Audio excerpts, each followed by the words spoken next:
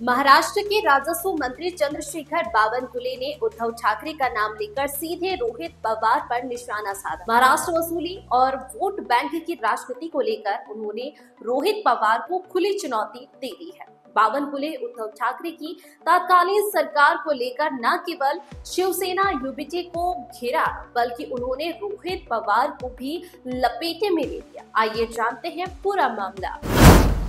महाराष्ट्र के राजस्व मंत्री और नागपुर अमरावती के पालक मंत्री चंद्रशेखर बावनकुले ने एक बार फिर विपक्ष पर जोरदार हमला बोला। उन्होंने सीधे उद्धव ठाकरे का नाम लेते हुए रोहित पवार को घेरा और कहा, उद्धव ठाकरे की सरकार में क्या हुआ, कैसे कैसे विज्ञापन दिए गए, किन धनी लोगों ने दिए और वसूली कैसे की गई, ये सब एक बार रोहित पवार चश्मा लगाकर देखें। बावनकुले ने कहा कि उस सरकार में जनता के पैसे का दुरुपयोग हुआ, विकास के नाम पर विज्ञापन चलाकर भ्रष्टाचार को बढ़ावा दिया गया। उन्होंने ये भी कहा कि छत्रपति शिवाजी महाराज को नतमस्तक होकर महाराष्ट्र की 14 करोड़ जनता के लिए समर्पित किया गया। ऐसा विज्ञापन अगर आदरणीय देवेंद्र फडणवीस जी के प्रेम और जनता के प्रति समर्पण के चलते दिया गया तो रोहित पवार को परेशानी क्यों हो रही है। चंद्रशेखर बावनकुले ने ये भी आरोप लगाया कि रोहित पवार और उनकी राजनीति सिर्फ मुद्दों को भटकाने और सरकार की छवि खराब करने पर केंद्रित है।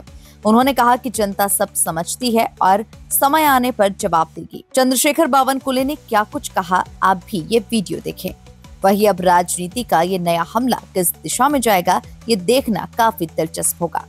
क्या रोहित पवार जवाब देंगे या चुप रहेंगे? आपकी क्या राय है, हमें कमेंट सेक्शन में जरूर बताइए। और अगर ऐसे ही राजनीति की खबरें देखनी है तो चैनल को सब्सक्राइब करें और बेल आइकन को दबाना बिल्कुल भी न भूलें। उद्धव ठाकरेंच्या सरकारच्या काळामध्ये काय काय झालं, रोहित पवारजी जरा एकदा चष्मा लावून बघून घ्या। कशा कशा जाहिराती झाल्या, कुठल्या कुठल्या धनदांडग्या लोकांनी जाहिराती दिल्या, कसं कसं एक्स्टॉर्शन झालं। आम्हाला बोलायला लावू नका। देवेंद्र फडणवीसजींच्या प्रेमापोटी एखादी जाहिरात पेपरमध्ये येणे यांचं का पोट दुखतंय? या राज्याला देवदुर्लभ अष्टपैलू कर्तृत्वाचा नेता आमचे मुख्यमंत्री देवेंद्र फडणवीसजी यांच्या प्रेमापोटी खूप प्रेम कमवलं आहे देवेंद्रजींनी।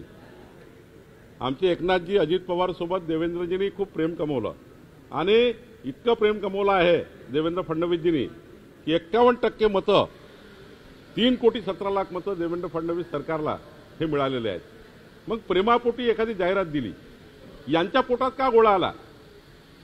छत्रपती शिवरायांच्या साक्षीने एक जाहिरात येतं, त्यांचे फोटो असते त्यांच्यावर। मग छत्रपती शिवाजी महाराजांची त्या ठिकाणी फोटो आहेत, त्या ठिकाणी देवेंद्रजी छत्रपती शिवरायाला नतमस्तक होत आहे आणि 14 कोटी जनतेला नतमस्तक होत आहे। हे राज्य जनतेकरता समर्पित आहे, हे राज्य जनतेकरता समर्पित असा भाव आहे। ॲडव्हर्टाइजमेंटचा भाव काय, ते भावना काय त्या ॲडव्हर्टाइजमेंटच्या जरा भावना समजून घ्या। छत्रपती शिवरायांना नतमस्तक होऊन हे राज्य समाजाकरता समर्पित आहे, 14 कोटी जनतेकरता समर्पित आहे, ही भावना त्या ॲडव्हर्टाइजमेंटची आहे। आणि तुम्ही काय राजकारण करताय? तुमच्या पोटात का गोळा उठला आहे? तुम्ही काय काय केलं जरा सर्व आहे आमच्याकडे आणि त्यामुळे मला त्यात काही जायचं नाही आहे।